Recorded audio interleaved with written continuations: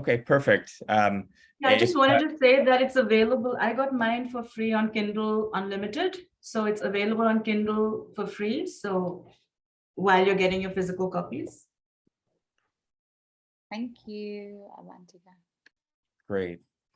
Yeah, and if there's people who are needing, I can also help access like PDFs if people are needing in the meantime. So did everyone have a chance to look at the either the preface or the introduction? Okay, perfect. Did anyone want to, I mean, just to start we'll start with the preface, but anyone wanted to start with anything that kind of stood out? I mean, there's pretty much one primary concept that we wanted to highlight, but did anyone want to share anything from the preface that stood out or, was particularly caught their attention?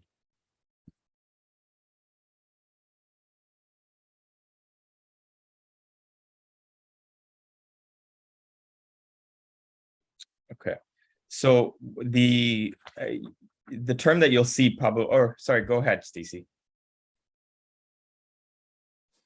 I loved in the introduction, and I think this frames a lot of it, where it says, whatever action a great man performs, common men follow. And whatever standards he sets by exemplary acts, all the world pursues. Mm. I think that just frames a lot of it, because you think about it, and I think with the way that the world is now, there's just so much confusion, and finding great leaders is very difficult, and having the courage to be a great leader and step up to do that is even more difficult, right? Mm. But I do see it's about what you do, and people seeing that and being congruent with what you say, right, and actually standing behind it. I think people do want to follow that, and they crave that. Yeah, no, thank you. This is particularly in the third chapter of the Gita, and Krishna is telling Arjuna this this section of the Gita is on karma yoga. So karma yoga is really about trying to act but not being attached to necessarily the results or the fruit of our actions. And so this is this is one of my favorite verses, in fact, from the whole book. So thank you for highlighting that. Anybody else? Ida? Hi everyone, just following through with what Stacey said. I love that as well, Stacey. But it's not just the actions. I think it's very congruent to the book in terms of the spiritual and the consciousness of being a leader. And for me, it's who you are being. So it's not just the actions, but who you are being as a human being. So your energy and your intention, and that's what people follow. That's what people gravitate to. And leaders who can be leaders in their being with that intention, that spiritual conscious intention as well. Historically, when we see those leaders, they're the people who can mobilize people as well, who can move people. Because one of the things that's quite prevalent in what I've read so far is a great leader is one who empowers other people to be great leaders, to be the best versions of themselves. So I'm loving the book already. That's yeah. So thank you. Great. No, Ida, it's a really powerful thing. Oh, wow, we have 1 second. I know before I just make the point, just wanted to introduce Marius. He's joined us from Romania. So Marius, thank you so much for joining us. It's really nice to see you. Hello. Forgive me for being delayed. Actually, I'm joining you from Vienna. Okay. Hi. So Hey, Ambika and Marius. Ronnie, you'll see Hi that our there. group is from all different parts of the world, and it'll be a great networking opportunity for all of us. And it looks like Navneeta is joining us from India. Great, this is awesome.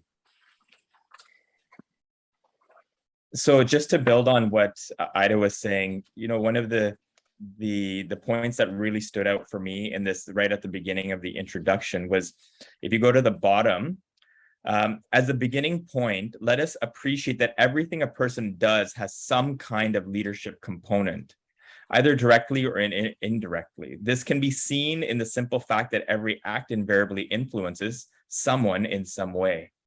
And I thought this was a really powerful point, because it got me to stop and think that, you know, a lot of things that myself might take for granted in our day-to-day can also have an impact on others that we may not necessarily appreciate. So it really, again, I think so much of our day-to-day actions and leaderships is about just being conscious. And I think many times, at least I can speak for myself, that sometimes I'll do things unconsciously. And so this point really just helped me appreciate, or at least just kind of hit home again, just awareness, consciousness about even the small things, right? Because I think leadership is in the details, and this part really, you know, spoke to it, and that's the, you know, that line was leading into this great verse from the Bhagavad Gita 3:21, and so for me, that's just something that I wanted to share. Avantika.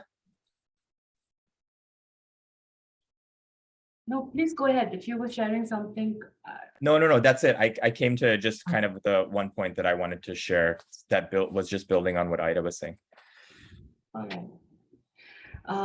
Yeah, I guess in terms of great start to the book, I've only gotten about like 10%, and I've covered the preface and the early parts.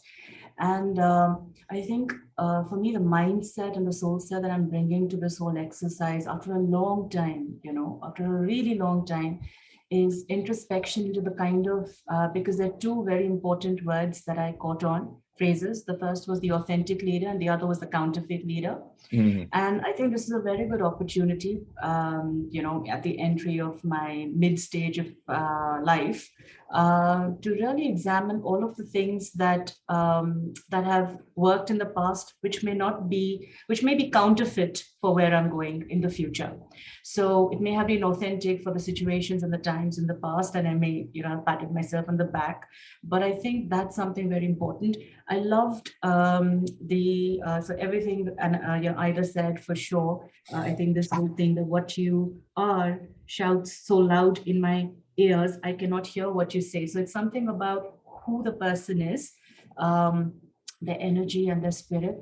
But for me, it's also an opportunity to examine, because I'm very conscious that almost every analogy, study, book on leadership, including this one, has been written from a very masculine perspective and bias.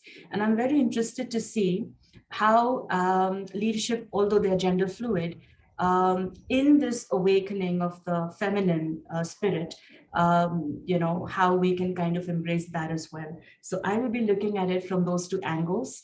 The angle of what in me is counterfeit and what in me is authentic, what needs to be changed up. And I'm also going to look at it as how I can translate the wonderful ancient wisdom and the wonderful this thing from the perspective of the feminine warrior. So that's it. Avantika, thank you for sharing that perspective, and especially this aspect of counterfeit.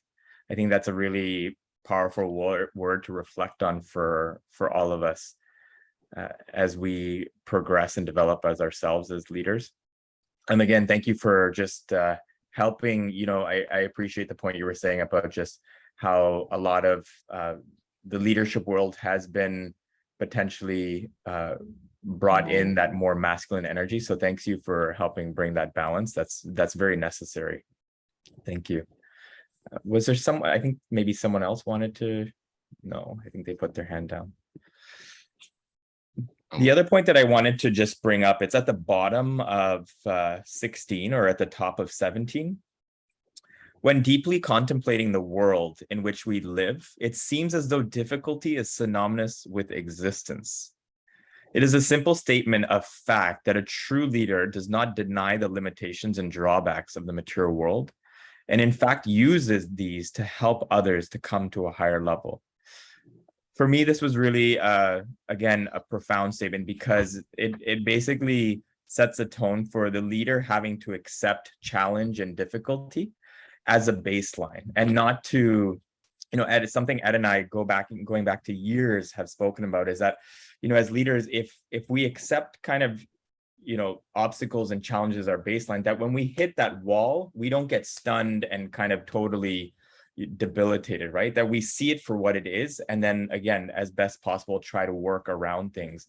And to me, this statement really kind of brings that point to light, where it says difficulty as being synonymous with existence. And it's not in a way to be negative or negative. It's just really expecting, having some aspects of reality just being put forth as vital, just for us to better understand the ideas of leadership and the work that needs to be done, despite whatever may come up. So that to me was also a really, really, important point.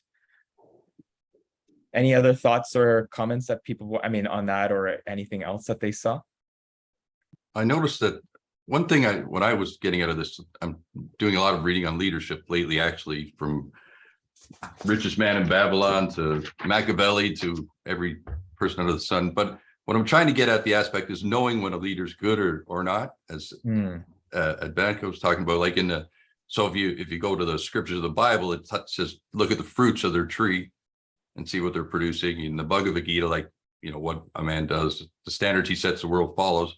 But I go to the Tao Te Ching when it talks about when the people realize it looks like they did it themselves, they don't even realize the leader did it. So the leader sets out and he says, okay, this is how we do it. This is the great thing. He gets them convinced how to do it, and then they start believing it themselves. And then they forget that there was ever the leader. So somehow, whether you're a man or a woman, as Advantika was talking about there, shouldn't matter. What should matter is how the people rose up in that area or that nation or that business. The leader should be forgotten, was my idea of how I would tell if it was a great leader.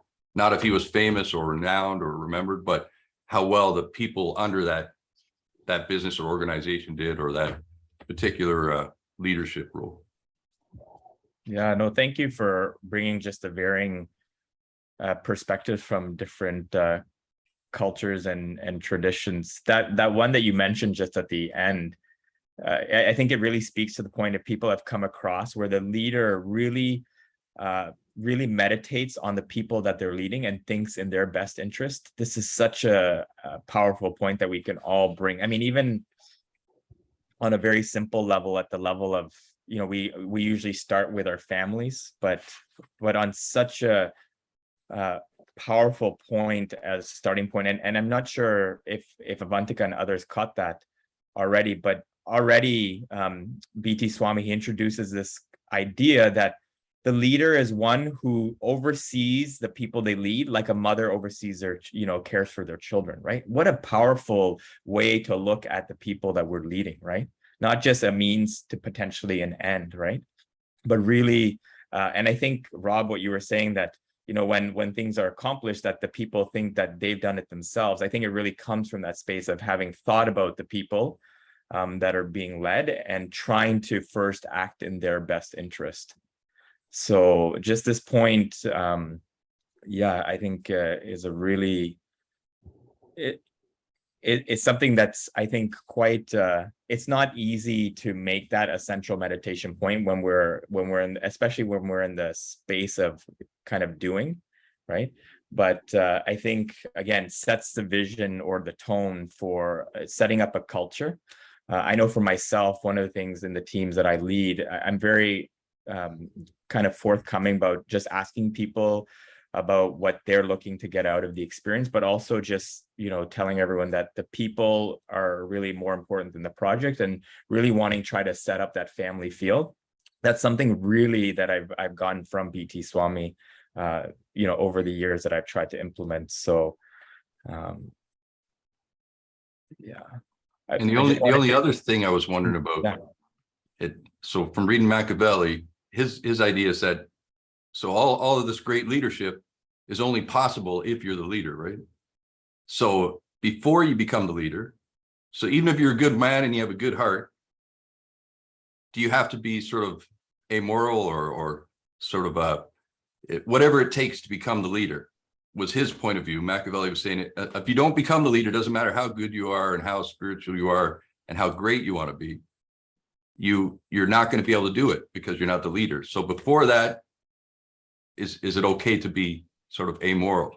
So his thinking on that, I'll be interested in how the conceptual to getting power as opposed to how you serve in power.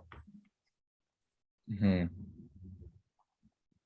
Yeah, I mean, Machiavelli, you know, his one of his big he proposes that the ends justify the means, but you know, we don't that's definitely not what this book is going to be focusing on, that we're not just looking at the, you know, a means to an end, right? And I think that's a very different way of looking at leadership. So can I just add something to that? I yes, think please. that's a great question. I just want to say before we go on, great to see Ronnie, brother in arms. Great to see you. Great to see Ida. It's been too long. Hey, Ed. Thank you so much for being here. Hey, so just on that point, so I studied, my master's was in politics and sociology. So to your point, Rob, we studied Machiavelli. We studied The Prince by Machiavelli. Yeah. And one of the interesting points about Machiavelli, if we translate it through to the business environment, is that we live in such a connected age.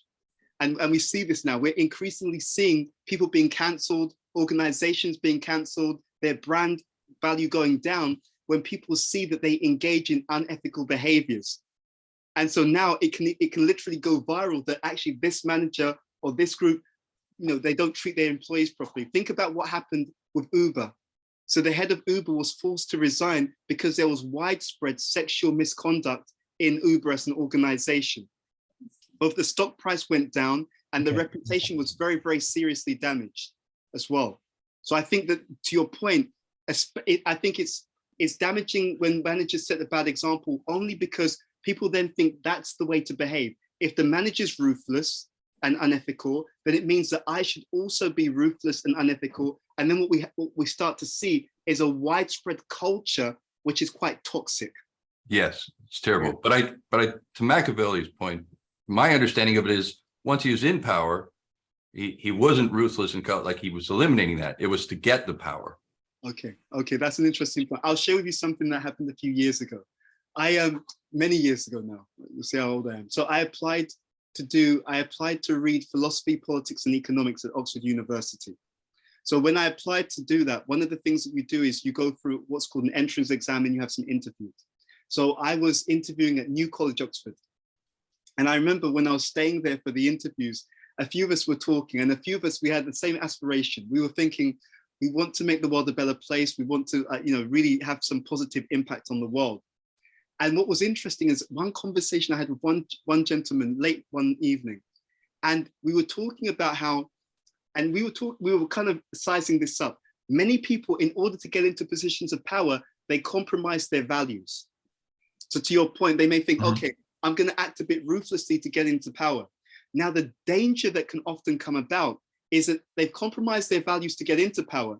They, for want of a better term, they made a few deals with the devil, okay, so for want of a better term.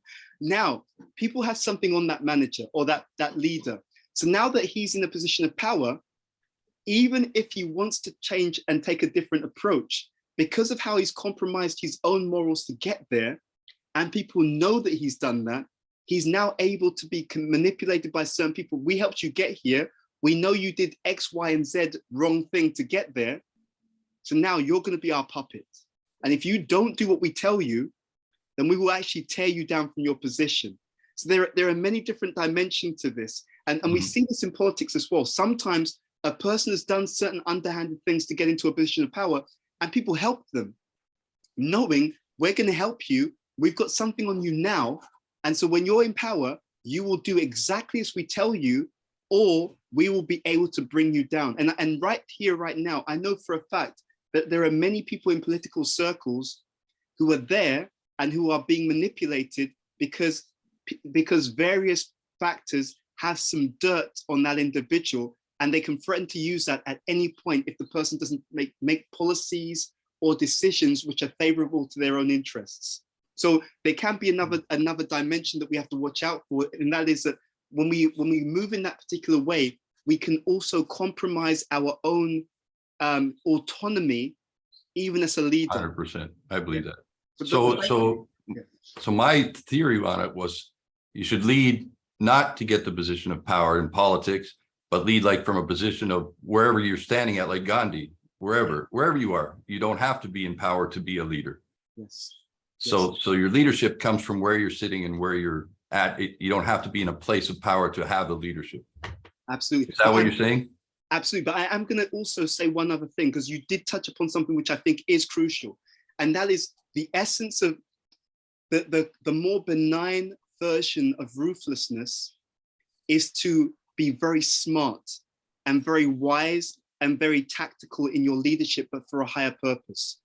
So there's a body of literature, and maybe I was thinking about doing a seminar on this in the future. There's a body of literature called the Niti Shastra, okay? And Niti Shastra deals with being very clever in how you execute. And so a few years ago, I was gonna do a seminar series called The Nitty Gritty, right? But nitty as in N-I-T-I, the nitty gritty, how to get stuff done. So there's a whole body of literature called the Niti Shastra. And I'll be honest with you, as far as management goes, it is brilliant. I can't even say it's good, it's brilliant. For example, there's one statement in Niti Shastra. It says, you judge a friend in difficulty, right? Or you judge a friend in adversity.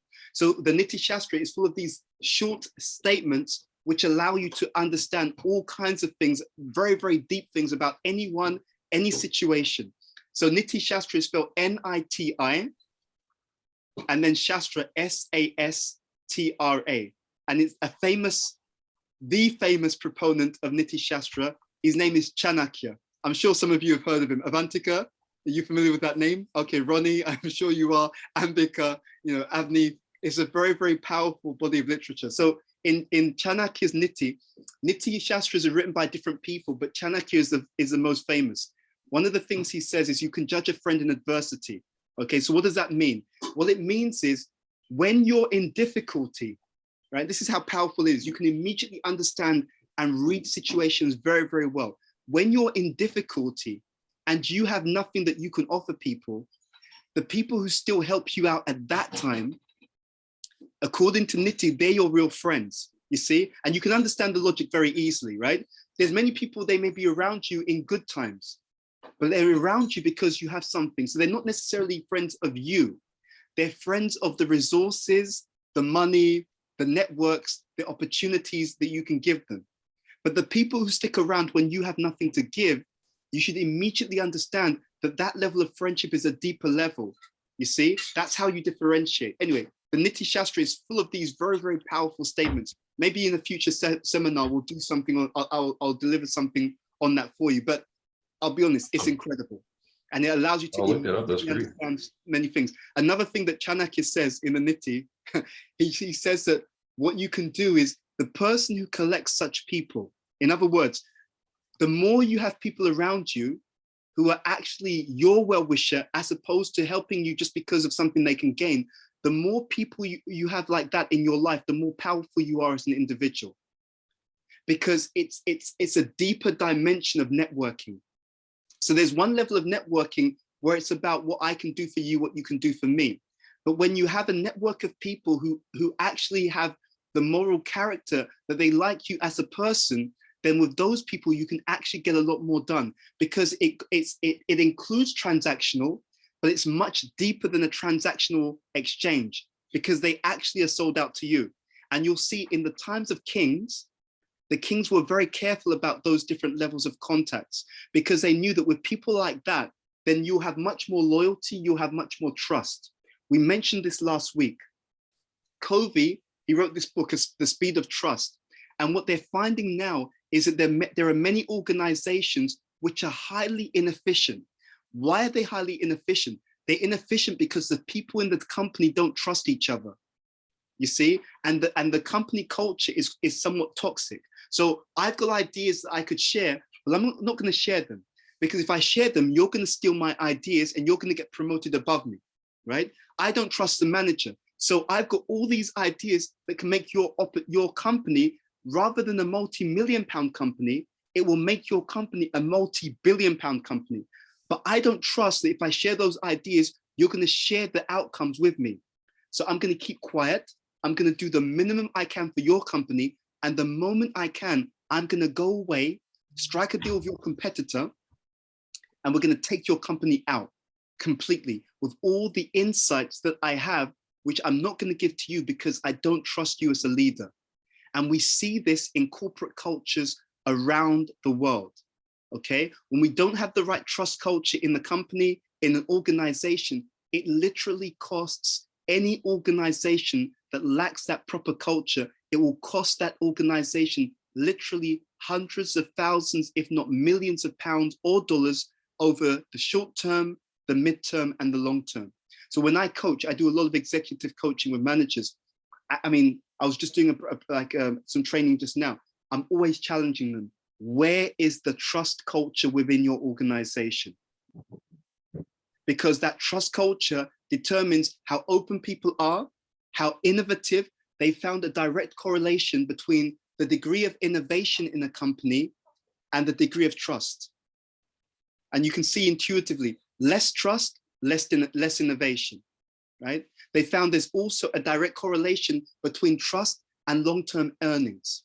So I'll give you an example. I have a friend. He's based in Washington, DC. He works for Deloitte. Now he told me something. He told me this I think at the beginning of the pandemic, 2020. He said, Deloitte, what they've started doing, when you are working for Deloitte, if you say, I want to leave, Deloitte will actually help you to find a job in another company outside of Deloitte. So even with another organization, they'll help you to find the company. Some of the benefits package that you get by working with Deloitte, you will be able to maintain that package for around 3 to 6 months after you leave the company. Now, some people will look at it superficially and say, that's crazy. Why would you allow an ex-employee to still get some of those benefits? Why would you help an employee to get a job somewhere else? But Deloitte have actually found it's incredibly valuable. Deloitte is a consulting firm. What they're finding is when they keep on good terms with that ex-employee, the ex-employee leaves Deloitte and they go to work for another company. And then what do? I'm sure you can figure this out. Just unmute. I've left Deloitte, but we've left on very good terms. I'm now working for another company. What am I going to do? You'll come back. Come back. Give business to Deloitte. Exactly. I come back. Now I'm in a senior position in another company, but I remember the great experience I had at Deloitte. So now we've just expanded our business. So now Deloitte's got key people, ex-Deloitte staff, Deloitte alumni, working in all these big organizations, expanding, if not multiplying Deloitte's business. That's one point. Now, another thing happens. So one thing is I've gone to another company and I'm giving new business to Deloitte. What else could happen? What else could I do? An investment in the bank of goodwill, right? So you kind of are creating a network of people who are saying what a great company, great employer Deloitte is. Yeah, Avantika. So now that's a really big thing in this age. So I'll just tell you honestly, I've been working with managers recently, and the number one issue that they're calling out is attrition. Since the Great Resignation, since the shift over the last 2 years, many people, I'm sure you've seen this, many people are reconsidering their priorities in life. Many people are reconsidering their roles. Now, we have many managers who are therefore struggling to keep or retain talent. So what's happening is when I leave Deloitte and I had a good experience, I will tell everyone about my good experience. So now Deloitte's talent pipeline has gone up because ex-employees are advocating on behalf of Deloitte, advocating on behalf of the brand. So we call this brand advocacy. Now, you and I, we all know there are some companies, their whole business model is to push your brand. But if you look after your staff, you get word of mouth, brand advocacy for free. So one benefit is additional business. Another benefit is increasing the talent pipeline through brand advocacy. There's another benefit. I've left Deloitte, I'm working for someone else, but over time, what might I do? Anything else? I may come back and work for you eventually. So now I've left Deloitte for a few years, gained additional experience, additional networks, additional insights, a wider network, and then I bring that all back to my previous employer who I had such a great relationship with. So think about that point. And this is, again, this is something that Deloitte are doing right now. And I know for a fact that there are other organizations, and what they're doing in business to get them, the underlying principle, this gives them the cutting edge, is they're thinking very, very long term. I've been pushing managers for the past more than 7 years. And I've been saying that when you interview someone, even if you're not going to hire that person, make sure they have a good experience. That's my number one point I'm telling managers. When they come to your business for an interview, make sure they have a good experience, even if you're not going to hire them. Because what they're saying about that hiring and recruitment process, what they're saying about the business, what they're saying about you as a leader is worth money. That goodwill that Avantika you spoke about is worth tremendous amounts of money. And we've seen the opposite. I know some organizations right now, I know some leaders right now who the negative comments about them are so strong that people don't even apply to their company, right? People have heard about that leader, they've heard about that company, they've heard about their brand, they're not even gonna think, they won't even touch it. They won't even consider applying. So it's a really big part of healthy and powerful business leadership, is to make sure that your brand has a strong market recognition and market feel. With branding, it's not about the brand, it's about how the brand makes people feel. Okay, and I want you to think about that. People who've come into contact with your products, your services, your staff, your leadership, have they had such a great experience that they are advocating for you when you're not around? Okay, think about that. We want to add massive value to everything that you're doing.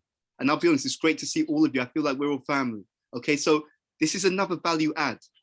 And if you're not doing that, and if your staff are not trained and primed to do that, you are losing money. You are losing business, you're losing profits, and you're losing opportunities. I remember, I'll give an example right here, right now. So Ronnie, the way Ronnie, myself, and Ambika met, we were doing a series of presentations at EY. And off the back of that, Ronnie then approached me and said, Ed, we love what you do. We'd like you to come and speak at JP Morgan. And so it was actually, and I'm sure Ronnie, you remember this, you took me to the asset and wealth management offices in JP Morgan, Finsbury Dials. I had a meeting with the BOLD organization, which is one business resource group. And that's how our whole relationship started. So again, how people feel about your brand, if you have the right impact, it will expand into many more business opportunities, many more opportunities to do service, many more opportunities to sell your products and services. And if you don't take that into account, you'll find that you can lose up to 90% of the opportunities that you would otherwise gain. Okay, so please do take that seriously. We're not talking theoretical. This is stuff that goes on every single day if we have the conscious awareness to do this properly. Okay, any comments on that before we move on? Ed, I just wanted to, the last thing that I was going to do before you had joined, and I'd like to still do it, was just if people could just flip to page 18. I think it'd be nice. We were just reviewing the introduction, Ed, and I just wanted to read out the 10 principles or the universal characteristics of authentic leaders, because I think that'll just lay down some foundation for everything else moving forward. Sure. Does someone want to go ahead and read the 10 principles? I would. Please, I feel Ida. like it's been so long since I've joined the group. And, you know, guys, I'm sure you've missed my voice, right? The Aussie accent. Okay. I really love these 10 common traits, because it really does represent the essence of an authentic leader.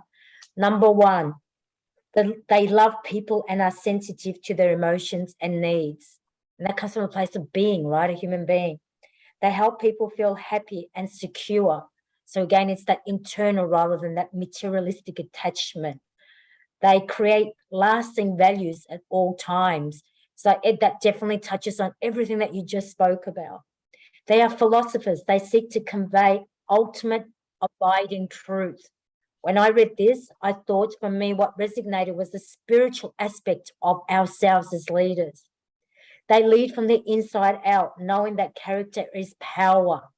So that touched on a little bit that was mentioned earlier about power as well, because there's a philosophy around being the truth, being your ultimate authentic self and coming from the inside, not from the outside in. And that's where true power comes from. They are principally centered. They are powerful visionaries. You know, a visionary is someone who can see beyond what is actually happening, you know, because we do experience in corporations and organizations, again, you know, all the things that you talked about, amongst that chaos, if they're a visionary, they can see the future and they can lead, they can mobilize human beings, the people around them. They keep everyone engaged according to their propensities. They are experts at delegation and empowerment. And I love the word empowerment because a true leader is someone who doesn't have to necessarily be a leader in title. They don't need to have a title.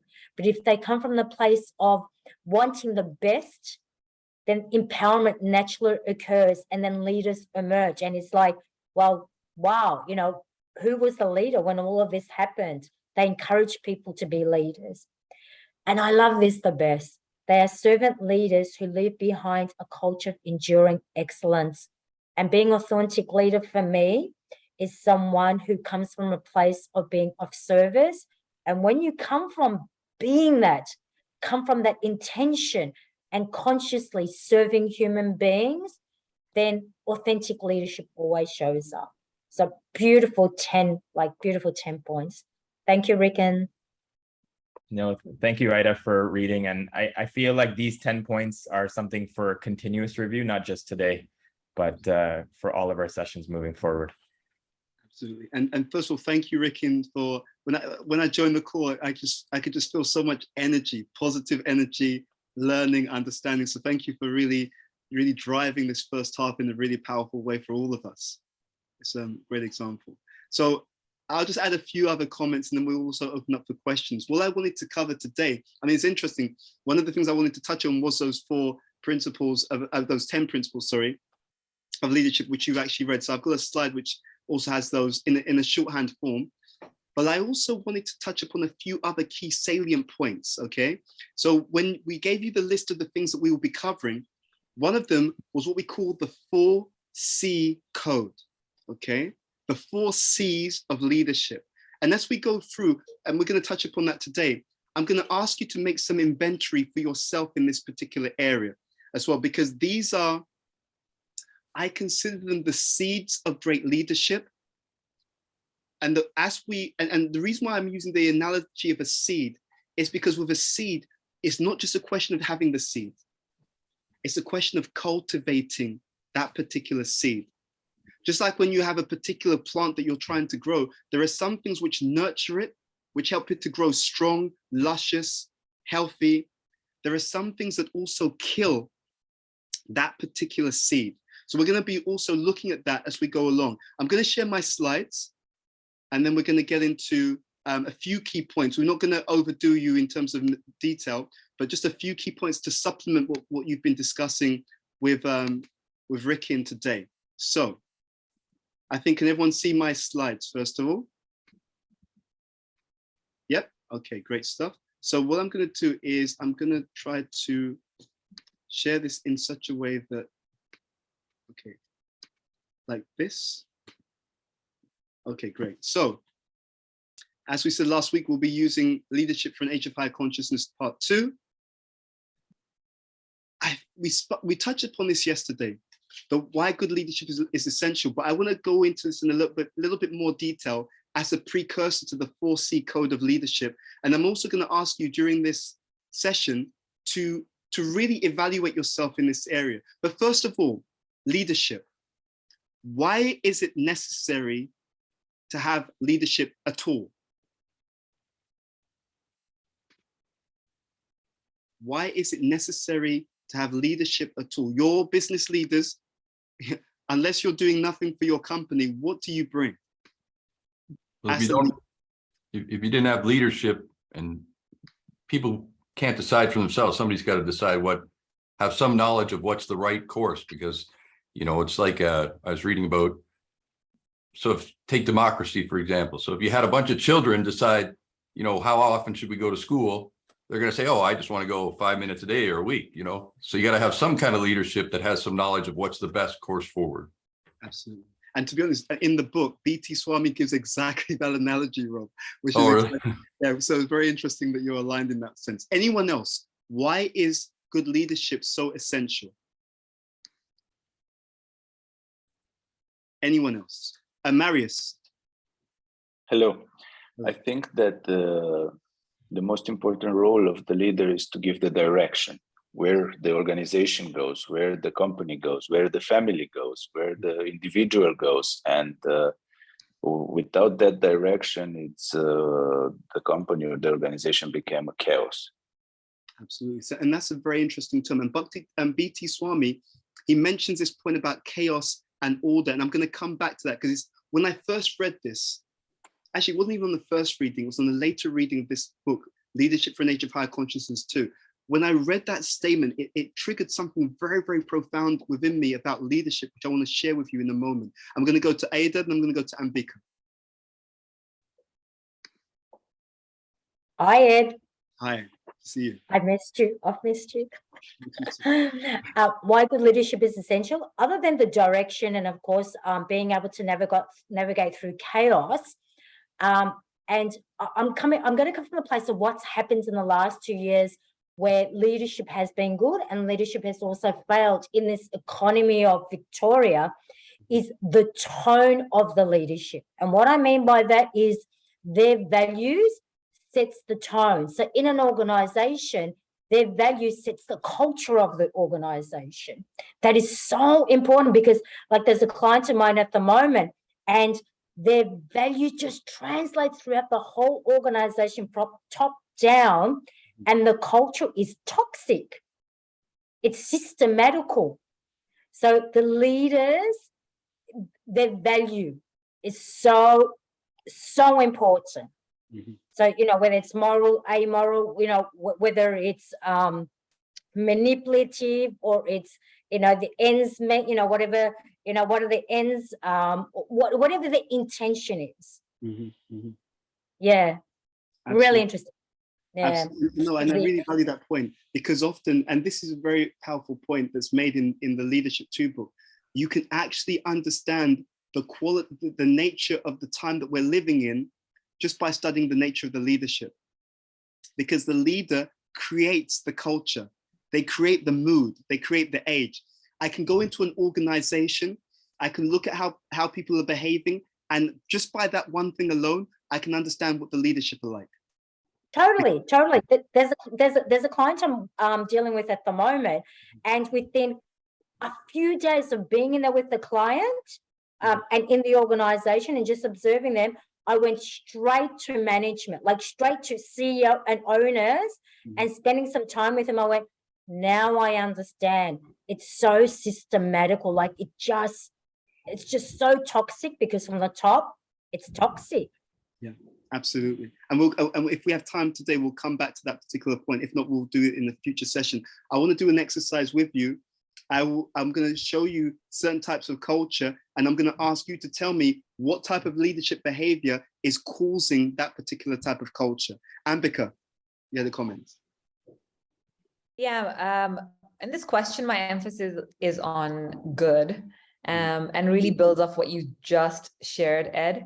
Because I think if I look at my kids who are 2 and 5, everybody is actually born a leader, and which is the ability to influence other people, right? We're all born with that unique quality and unique trait.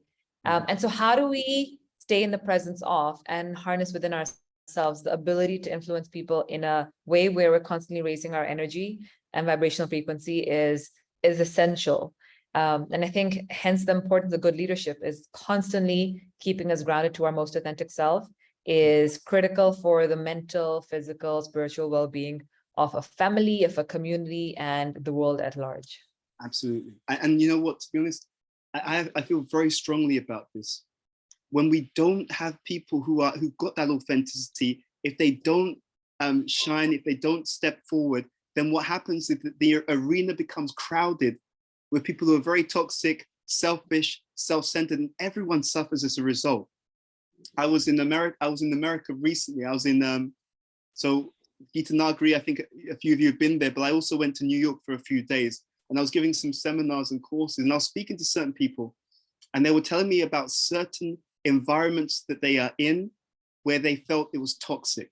And it wasn't because there was no leaders, but it was because the leaders' approach was really cascading down in somewhat of an oppressive way towards other people. Thank you for that. I saw, let's see, Avantika, then we'll go to Avni.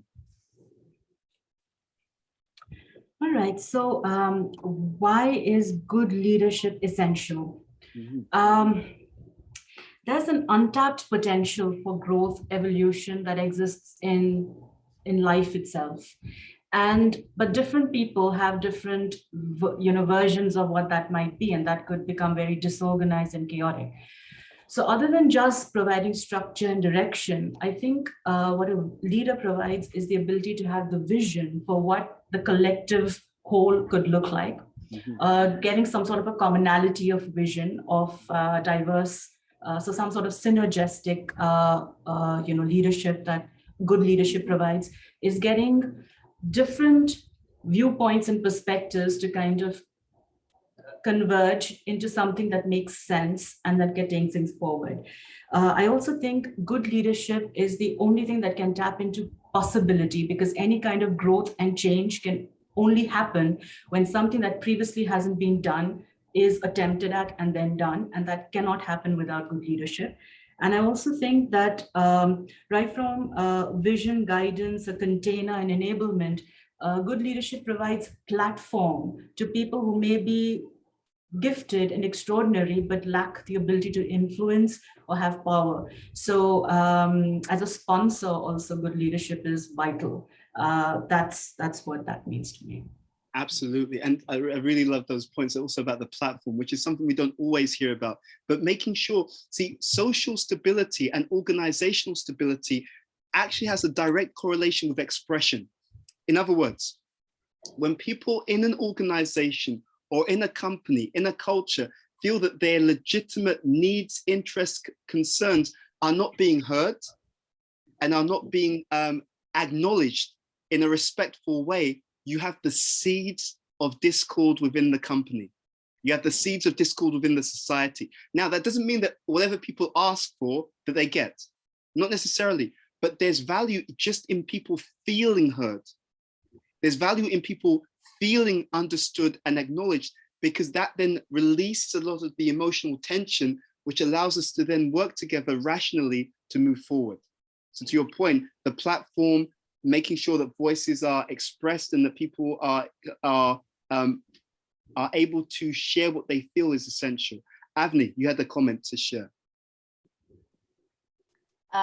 Yes, so in line with what everyone is saying, also what Avantika has just said, I really believe that a leader, I don't, exactly what she said is that I don't believe that everyone has the confidence to really understand what their talent or where their skill sets lie. So a leader is able to nurture that and identify and then group it and then put people in the right area. They not only do that, but they bring out people's confidence by doing that. And then they motivate them, encourage them, and then have a sense of belief in people. That's what I think has a good leader has, to bring that everybody has a belief that they can do it. Thank you very much, Avni. And I'm going to be really honest with you. I mean, and maybe some of you will have seen something similar. So where I was in America, one of the things I did was I was speaking to certain youth, and these are young professionals, 18, 30, 35, etc. And I was saddened. I was saddened by how many of them did not receive that encouragement, did not receive that confidence from natural leaders. The first leader in our lives are who? Who are our first leaders? Parents. Parents. Yeah. And there's a whole science to parenting. There's a whole, I mean, my wife especially, she studied it according to Ayurveda and other literatures in the Vedic teachings. There's a whole science to parenting. I shared with some friends of mine, it was part of a lecture by my mentor, the author B.T. Swami. And he said something very incredible in this lecture. He said, even what the child experiences within the womb and in the first few years of their life are even more significant in many ways than what they experience when they're older. And modern science backs this up, because while they're in the womb and up to the age of 5, there are no filters. Whatever they are experiencing around them becomes really deeply absorbed into their character. So in the ancient Vedic understanding, and this is also spoken about in Niti, 0 to 5 is emphasized. In that period of their life, you give them lots of unconditional love. Because what that does is it tells the child, doesn't matter whether you achieve something externally or not, you are inherently valuable. And what they found is from 5 onwards, that child who got that unconditional love, they are much more resilient, much more willing to be determined, to try different things, to endeavor repeatedly, because on the basis that my self-esteem is secure, I can do anything.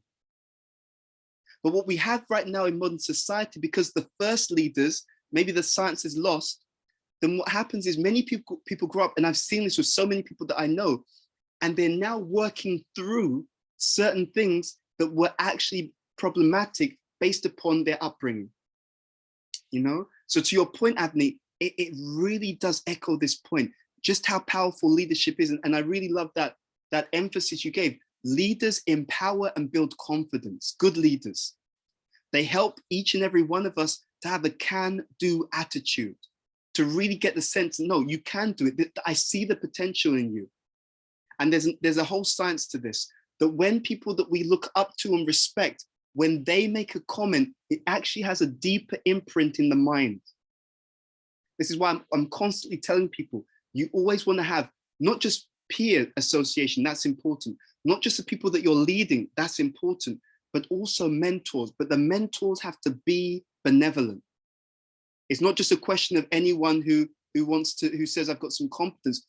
They're transmitting skills, competence, but they're also transmitting a sense of a can-do attitude, And so according to the relationship, according to the trust, when the person who's got trust and relationship says something, it can literally rewire our neurology, right? So one of the easiest ways for us as leaders to be empowered, to transform and to grow is to always set ourselves up that we have those people who are giving us positive, constructive, and encouraging input to counteract some of the things that we have to deal with as leaders on a day-to-day basis, because leadership means you won't always be appreciated, true or false, right? Especially when you may have to make those difficult decisions where someone is not going to like the outcome, but it's still the right decision. Yeah. Thank you very much for that, Avni. I'm going to go on because there's a few other things we want to discuss before we come to the end of the session. So I'm going to share my screen again.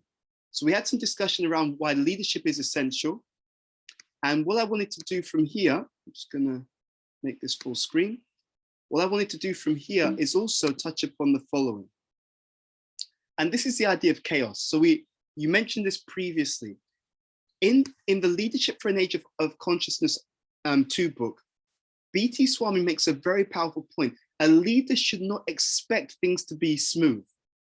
In fact, and you touched upon this, one of the very essential functions of a leader is to be comfortable in coming face to face with chaos, disorganization, problems, challenges, and transmitting or translating that, changing or working with that, transmuting the chaos into something which is orderly and constructive.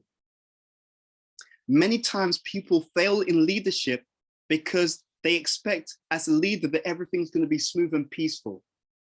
That means you don't understand the function of a leader.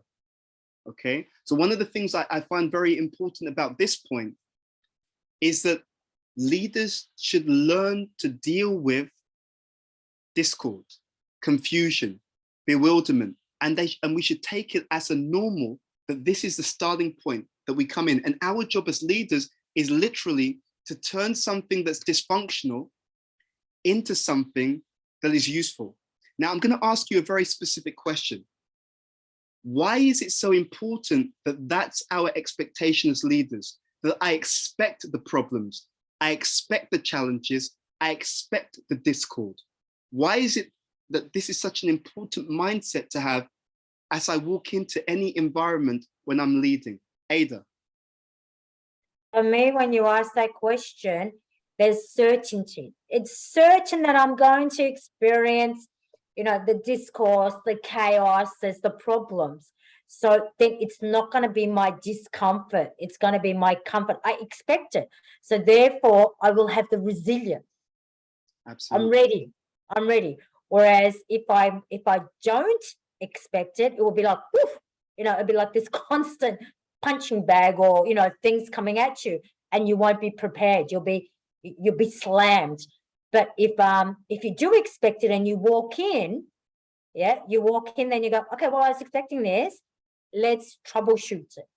Let's find a solution. How can we find a solution? And that way you become more empowering with the people you're working with too, because I believe as a leader, when we walk with certainty, they trust us, they believe us, it gives them faith. So with certainty, the underlying of certainty is faith.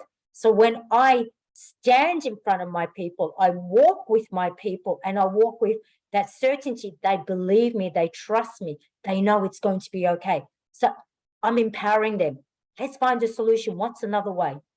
That's my experience. Perfect. And there's a lot there. So I want to just pick up on one or 2 points. If you expect it, then when it happens, you're not thrown off. When you're not thrown off, that means you as a leader, you're composed even in the midst of the chaos. Now, we talked about how the team culture, the organizational culture is coming from the leadership. So if you're calm and composed, if you have the attitude, we can get through this, you're now immediately empowering everyone else to think it can't be that bad, because I'm getting all the signals from the leader that it's okay. We've got a grasp of this. We'll be able to figure out a way to make this work. So if you're calm, I'm calm. But the opposite is also true. If you as a leader, if you're completely in disarray, completely shaken, it's now going to amplify to everyone else. So when I was in Gitanagari, I saw one of my friends, and who was also a student of B.T. Swami. Her name is Yashoda Mai, and she told me something. She told me that one time she had a conversation with him, and he gave us some feedback, and he was making the point because she'd been late for a meeting. And he said that whenever you're late for a meeting, you should times how late you are by the number of people who that meeting was with. So let's say there were 10 people, you were 5 minutes late. So 10 times 5, 50 minutes is lost. Because he said that that's actually how a leader thinks. That whatever I'm doing is amplified. My example, amplified. Good example, good is amplified amongst the entire team. Bad example, the bad is amplified as well. So one other thing I'm going to share with you on this, to Ada's point, stress is the distance between experience and expectation. Okay, I'm going to say that one more time. Stress is the distance between experience and expectation. So if as a leader, I expect the chaos and I come in, it's not stressful because I knew that was happening. I knew that was going to come and we work with it. But if I'm expecting the wrong thing, that's where I get shaken. And that's where also my team, seeing my example, will now also descend more into that chaotic direction as well, which means that it's actually now more work to fix the issue than it was originally. Thank you for that, Ada. Avantika, was there something you wanted to add? And I'm going to go to Christina to see if there's anything you wanted to say before we move on. Yeah, so about why a leader should expect there to be problems, conflicts, instability, disorganization, chaos in any environment that they are stepping into. Number one is that there's a difference between a manager and a leader. A manager does something for maintenance, a leader is transformative. So it's always good to test a system at its worst to be able to transform it. So that is, something that I would expect a leader to come in when a system isn't at its best does have a lot of this thing. The other thing is a lot of creativity, transformation, inspiration, and potential for growth and renewal exists within chaos. And it is for the leader to kind of, go in there and pull out those nuggets. Because in inertia or in deep stated equilibrium or status quo, there's not much that can be done. So when there are a lot of problems and a lot of disorganization and chaos, the opportunity for growth and for the next level is so rife. Absolutely. And before I go to Christina, I'm going to ask you all to do a quick reflective exercise. I'm going to ask you to write this down. Reflecting on your organization at this point in time, with whatever challenges, I want you to just take a moment to tune in.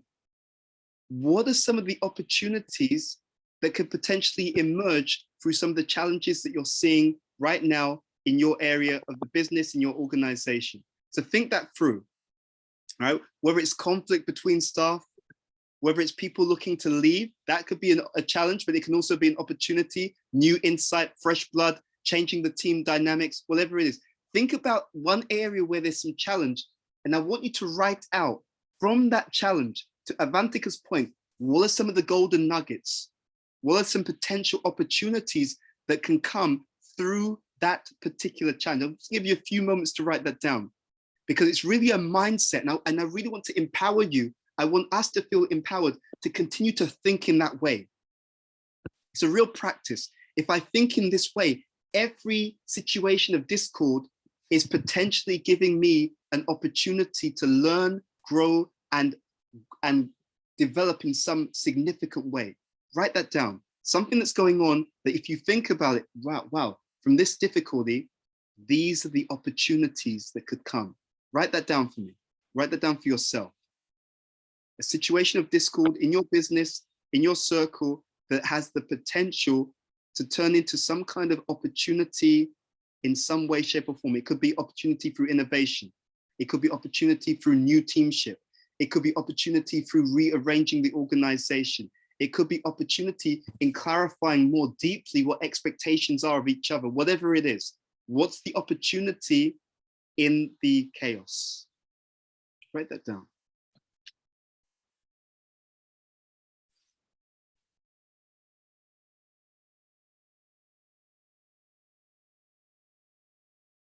And Rick, I'm just going to check. Do we go on till for another 10 minutes, or what are we talking about in terms of time frame?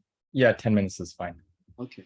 So what we'll do is I will just introduce the 4 C's, and then we'll open up for questions, and we'll continue on with the 4 C's in session 2. Okay, so in the Leadership for an Age of Consciousness Part 2 book, B.T. Swami talks about these 4 C's of leadership. Okay, courage, compassion, competence, and character.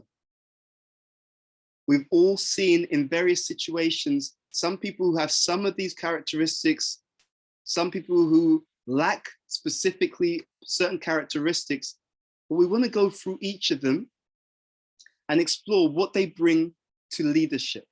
Okay, so I'm going to start with, we're not going to go in, actually we will go in order. I'm going to start with courage. Why is courage essential to leadership?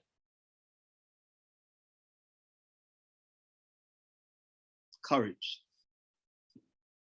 I think because if you're afraid of failing, you're going to fail, because everything's on the other side of failure. We don't learn anything without failure. Absolutely. So you have to have courage to be able to fail. Yeah, absolutely. Quitting is different than failing, but you have to be able to fail. Absolutely. And to add to what you're saying, Rob, it's also the courage to lead, because you're going to make a judgment. Sometimes you're going to get it right. Sometimes we're going to get it right. Sometimes we're also going to get it wrong. And part of the real leader is the ability to make a call, make a judgment. I'm going to try my best, and with the information I've got, we're going to go in this direction. I'm taking everyone else's guidance into consideration, but at the end of the day, the buck stops with me. One of the things that B.T. Swami will write in his book is that you can delegate responsibilities, but as a leader, you can't delegate. You can delegate tasks. But as a leader, at the end of the day, the responsibility for your organization still comes back to you. Okay, so the courage is absolutely essential. Let's go to the next. Actually, I saw Ambika, you wanted to say something on this point. I just wanted to add, for me, courage brings a different perspective, which is, I think with leadership, action in most instances is part of the game. But for me, courage is when you when you build a muscle to actually talk about your failures in a way that actually inspires others into action. And we at times have this plagued or misconception that as a leader, we must always put our best foot forward and then share our wins to inspire other people to take action either way, because action leads to success. But actually calling out our failures, our incompetencies, our fears, our challenges is equally inspiring. And that takes an enormous amount of courage, but not to dwell on it, to talk about how we've gone through the journey to get to where we are. So it's not only action, it's also just really calling one out on ourselves. And I find leaders who've been able to do that, and something that Ronnie and I have really made core practice in just a lot of what we do, courage then just becomes the heart of it. And I'm gonna dig into this. I think it's such a crucial point. If you're able to be honest and open about your own mistakes and learnings, Ambika, what does it inspire the team to do? It sets a culture for everyone else to do the same. Yeah, absolutely. Absolutely. And so now what you've done is you've made a culture where people are very open.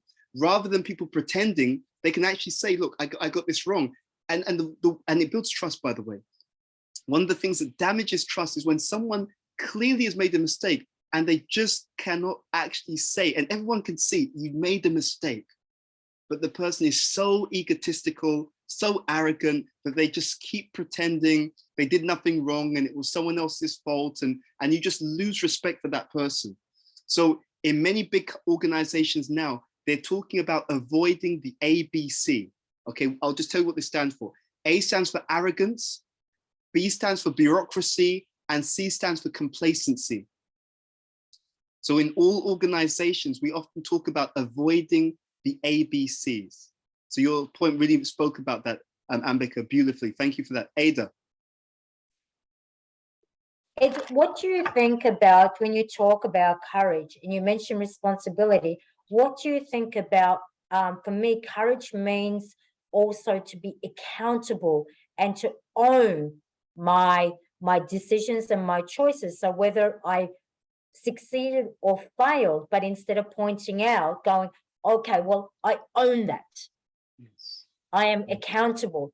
And by being that way as a leader, that then sets also that tone and culture in the organization about accountability and ownership. What do you think about that? I think that's a great point, and I'm really glad you shared that. Again, the leader, you could consider that the leader acts like a mirror. What the leader does, you'll see that behavior reflected in the behavior of other people as well. So it's so crucial. Again, you go into an organization, you can see everyone's got, they have a culture where no one accepts responsibility, and you can guarantee, I repeat, you can guarantee it's because someone in a senior position is always deflecting the blame to someone else. And that's where they've learned it. Thank you for that, Ada. Enver. Hi. The courage is for me is taking the first step out of the door every day, because we all have an agenda, but we don't know what is going to happen. So yeah, without it, courage will stay at home. Yeah.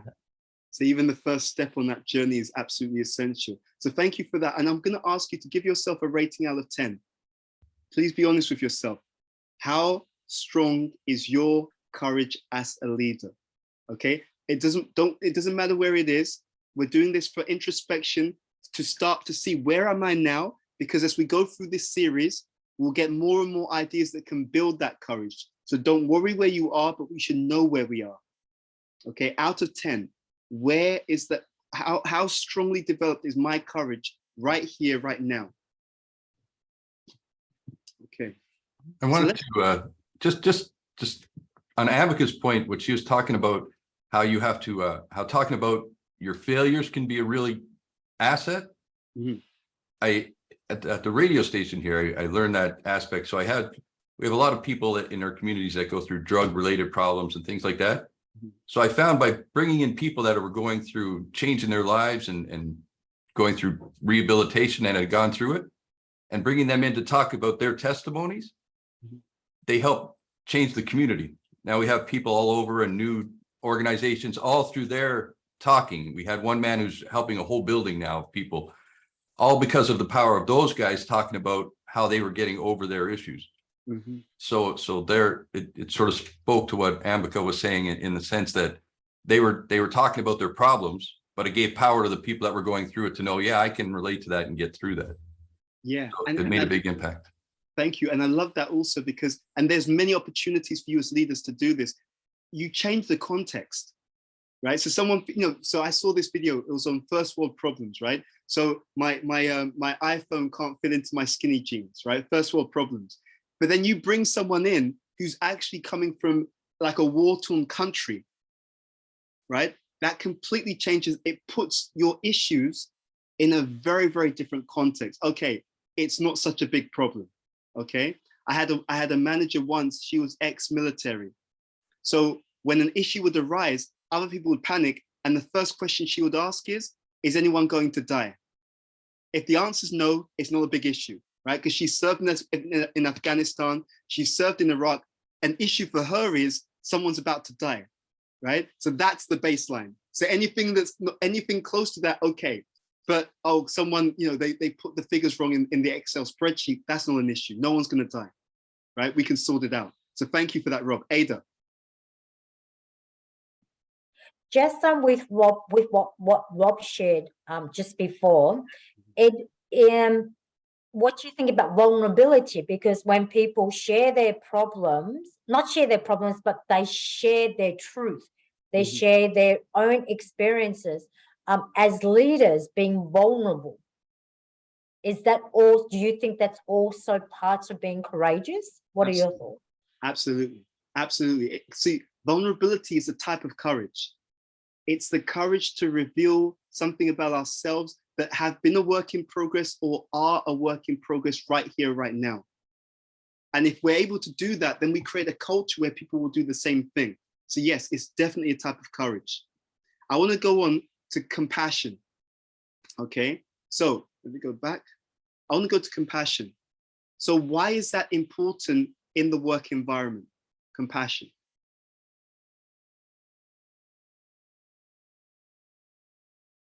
Avni. I think it has very much of what you related to what you said last time. People don't remember the actions you do, they remember how you make them feel. So if you make people feel good, they're more likely to want to even follow you. So first of all, with compassion, then I get people's buy-in and their loyalty. What else do I get when I'm being compassionate in a healthy way, in the work environment? What else do I get? I can see Ada's hand is up. Yes, Ada.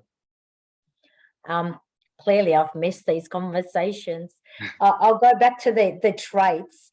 True leaders share at least 10 common traits, if you recall that. They love people and are sensitive to their emotions and needs.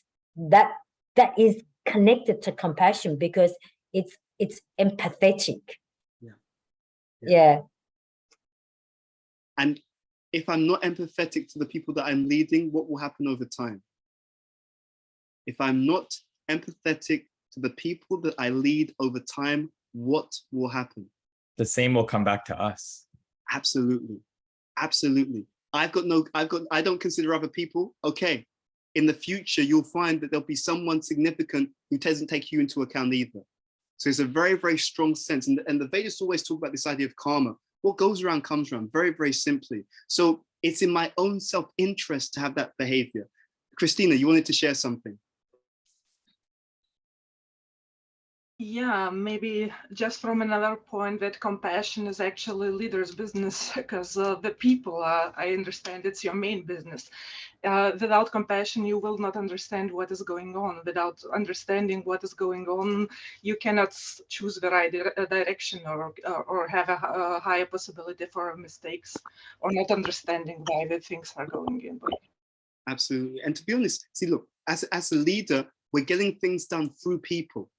So if I don't have those people-centered skills, you will never get the best from those people. It really is that simple. When we're dealing with people, they're not robots, they're not machines, they are living, feeling human beings. So without that compassion, there's no way to unlock the full potential of anyone that you're working with. Avantika, a comment. Yeah, emotional intelligence so vital for a leader. And also because culture is always driven top down. Performance is bottom up, but culture is always top down. So when the leader is compassionate, gives permission to have less power distance in the environment and for other people to also be compassionate to each other. Trust goes up, openness, vulnerability, sharing, all of that goes up. Compassion is truly, I think, one of the most underrated qualities of a leader. And that's why having diverse leaders is so important, because, you know, however your intention to be compassionate is, it's important to have different perspectives on compassion in the environment, also bouncing off each other, because leaders learn from each other how to be compassionate in different environments, contexts, and situations. So I just want to throw that in. It's emotional intelligence, it's culture building and diversity, and you know, continual improvement in this. It's not just like putting it as one seed, but it's a seed that needs to be nurtured so militantly that it's often overlooked. Absolutely. And so I'm going to ask you to rate yourselves out of 10. How compassionate are you as a leader? And I'm talking about obviously appropriately, according to the time, place, and circumstance, but how would you score yourself out of 10? One manager was telling me recently that what he'll do when he's speaking to his team, he'll ask them, how can I support you? And that's his way of operationalizing compassion. It's a simple question that shows that he cares, that he's ready to assist, but it also gives that person room to talk about what they need to be at their best. So again, out of 10, where would you rate yourself? How strong is your compassion as a leader? 10 is optimal, less than 10 is an opportunity. Okay. So I'm going to pause here. Rikin, what's your advice? Should we stop there and continue into the others in the next session? We should hold. Okay, no problem. So when we come back in next week's session, we'll go into the next components of the 4C leadership. But I'm going to ask you, the two things we talked about today, I'm going to ask you to consciously practice those in your leadership: courage and compassion. Okay. However you feel it'll be best to express it. But over the next week or so, I'm going to ask you to be mindful, because I'm going to ask you for your feedback on what it was like to consciously lean into those skills, those directives as a leader: courage and compassion. Thank you. Thank you, everyone, for joining us, and Ed for leading us again. We look forward to seeing everybody again. We've kind of settled in on the time of 7 a.m. Eastern, 12 UK time, to try to include as many of us as possible. So again, thank you for everyone for joining us, and we'll see everybody next week. Cool.